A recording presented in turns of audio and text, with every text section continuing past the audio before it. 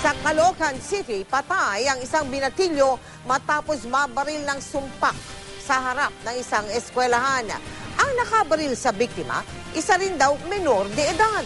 Nakatutok si Sara Ginaldo. Pangarap ni Michael Caubag na makatapos ng pag-aaral at makatulong sa kanyang pamilya.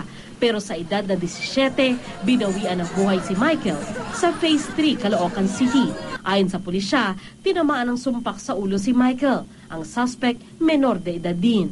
Nandito sila sa gitna nagsusuntukan. Tapos nung dumikit na sa pader yung ginugulpi nila, biglang may pumutok.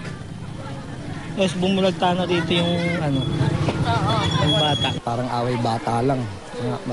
Mga teenager lang kasi.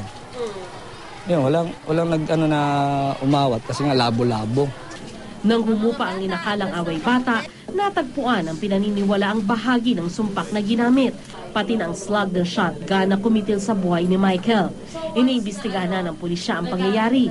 Ang ina ni Michael nagluluksa sa pagkawala ng anak at nanghihinayang sa ipinangako nitong pagbabagong buhay.